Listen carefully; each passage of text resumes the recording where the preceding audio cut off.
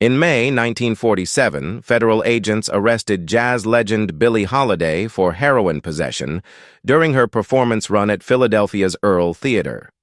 According to music historians, Holiday's manager sent her to court without legal representation to teach her a lesson. She was convicted and sentenced to 1 year and 1 day in a federal prison in Alderson, West Virginia. Upon her release in March 1948, New York City authorities revoked her cabaret card, a license required to perform in any establishment serving alcohol. This effectively banned Holiday from performing in jazz clubs and nightclubs throughout New York City, the heart of the jazz world where she had built her legendary career.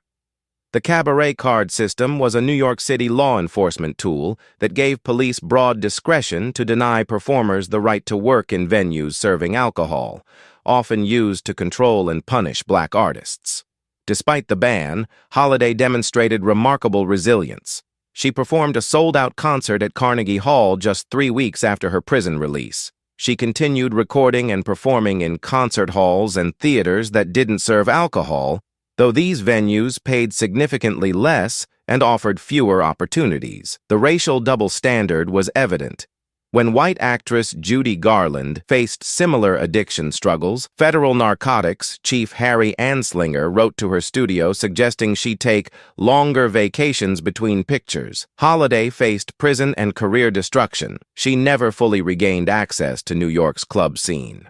On July 17, 1959, Billie Holiday died at age 44 from liver disease and heart failure. She was arrested on her hospital deathbed by federal agents. Her last recording session was in March 1959, just 4 months before her death, proving she never stopped fighting to sing. Follow for more on the artists they silenced and erased.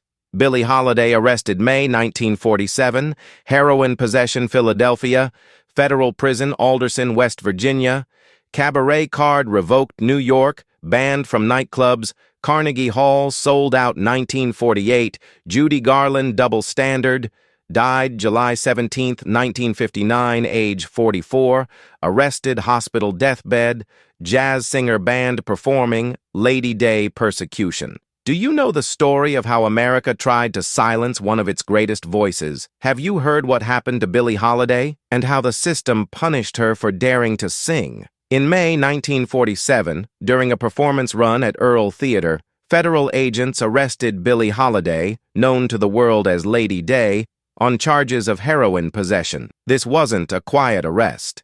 It was a message. According to music historians, Holiday's own manager sent her to court without legal representation, hoping to teach her a lesson. The lesson was brutal. She was convicted and sentenced to 1 year and 1 day in a federal prison in Alderson Federal Prison. A jazz legend locked away. When Billie Holiday was released in March 1948, she expected to rebuild her life and career. Instead, New York City shut the door completely. Authorities revoked her cabaret card, a license required to perform in any venue that served alcohol. That single decision banned Billie Holiday from jazz clubs and nightclubs across New York City, the very heart of the jazz world where she had built her career. This wasn't just paperwork. The cabaret card system was a law enforcement tool that gave police enormous power to decide who was allowed to work, and it was disproportionately used to control and punish black artists. No card meant no clubs. No clubs meant no livelihood. For Billie Holiday, it was economic exile, and the racial double standard was unmistakable. When white actress Judy Garland struggled with addiction, federal narcotics chief Harry Anslinger wrote to her studio suggesting she simply take longer vacations between pictures. Billie Holiday, she got prison. She got banned. She got erased from her own industry, but Lady Day did not disappear. Just 3 weeks after her release, Billie Holiday took the stage at Carnegie Hall and sold it out. A sold-out concert. No cabaret card, no club access, still undeniable. She continued recording and performing wherever she could, in concert halls and theaters that didn't serve alcohol. These venues paid far less and offered fewer opportunities, but she kept singing, because singing was survival. Because her voice carried truth no prison could hold. Because even when barred from the clubs, she refused to be silenced. But the cost was devastating. Billie Holiday never fully regained access to New York's nightclub scene. The damage to her career and her body was lasting.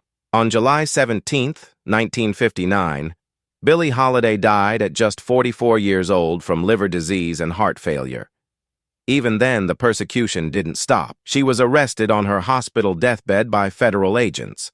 Her final recording session took place in March 1959, just 4 months before her death, proving that until her very last days, every time Lady Day reminds us what truth sounds like, she wins.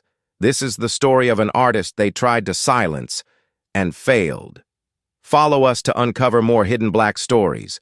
Comment if you didn't know this true story.